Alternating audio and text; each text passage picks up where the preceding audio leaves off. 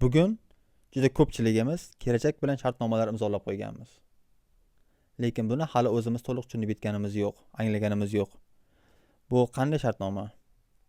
Bu kreditlar. Ya'ni kredit olayotganda biz faqat pul olmaymiz. Biz hali ishlab topmagan daromadimiz ustidan shartnomalar imzolab qo'yganmiz. Bank bizga hozir pul beradi va buning evaziga kelajakdagi topishimiz mumkin bo'lgan oyligimizdan, daromadimizdan, foydamizdan ulush sotib oladi. Masalan, biz 3 yilga kreditga biror narsa sotib oldik. Endi keyingi 36 oyimizning, keyingi 36 oylik daromadimizning katta qismi bu bizniki emas. U band qilingan. Va bu bankniki. Juda ko'pchilik odam kredit olayotganda pul oldim, endi buni ko'proq qaytarishim kerak deb o'ylaydi. Bu to'g'ri, lekin aslida biz tushunmagan narsamiz, biz kredit olib, kelajakdagi daromadimizni bugun sarflayamiz xolos. Ya'ni kredit bu faqat pul emas. Bu bizning vaqtimizni topshirishimiz o'z qo'limiz bilan. Kredit formasi juda ham oddiy. Ya'ni bu yerda foiz bor, muddat bor, to'lov bor va bu narsa har oy takrorlanadi. Agarda kredit bilan bog'liq muammo faqatgina biz matematikani, foizlarni tushunmaganimizda bo'lganida, nimaga aqlli odamlar ham kredit bilan bog'liq muammodan chiqib keta olmayapti? Chunki bunga sabab faqatgina foiz yoki matematika emas, bu bizning psixologiyamiz, bu bizning tushunchalarimiz, qarorlarimiz xatoligida. Inson miyasi doimo yaqindagi mukofotni uzoqdagi xavfdan ko'ra ustunroq qo'yadi.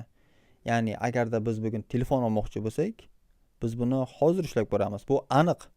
Biz buni olamiz, foydalanamiz, kayfiyatimiz ko'tariladi, dopaminimiz oshadi va kelajakdagi og'riq, ya'ni foiz to'lovlari, majburiyatlarimiz bu mavhumroq ko'rinadi. Biz bu to'lovni keyingi 2 yil, 3 yil yoki 1 yil davomida bo'lib to'lashimiz kerak va majburiyatlarimizni miyamiz doimo past baholaydi. Ya'ni men bu to'lovni tez to'la olaman, menda daromadim oshadi, bu summa bizga kam deb ko'rinadi. Xuddi mana shu yo'nalish bo'yicha Harvard va Yale universitetlari tadqiqot o'tkazishgan. Inson miyasi uzoq muddatli xarajatlarni ongli ravishda kamaytirib tasavvur qiladi. Buning oqibatida bugungi qulaylik doimo ustun keladi. Biz narsa sotib olishdan qattiq ikkilanmaymiz va kelajakdagi majburiyatlarimiz e'tiborsiz qoladi. Demak, muammo kreditda emas. Kredit bu bir moliyaviy vosita xolos. Undan qay maqsadda foydalanish bu bizning o'zimizga bog'liq. Muammo biz kreditni rejasiz, maqsadsiz, hisob-kitobsiz shunchaki sotib olyapmiz. Agarda biz olgan kredit bizga foyda keltiradigan bo'lsa, bu bizni yana ham rivojlantiradi, daromadimizni yana ham oshiradi. Agarda biz o'sib borayotgan daromadimizni tushib borgan narsaga sarflaydigan bo'lsak, masalan, telefon, mashina yoki shunga o'xshash narsalarga, bu bizning qo'shimcha majburiyat yuklaydi va yengil bo'lmagan hayotimizni yana ham og'irroq qilishi mumkin. Xo'sh, bunga yechim nima? Odatda kredit pul yetmaganidan olinmaydi. Kredit bu sabr yetmaganligidan olinadi. Va kredit olayotganda biz o'zimizdan savol so'rashimiz kerak bo'ladi. Ya'ni biz nima sababdan kredit olyapmiz va buni alternativlari yo'qmi? Ya'ni biz balkim kimdandir qarz olib turishimiz mumkindir yoki telefon o'rniga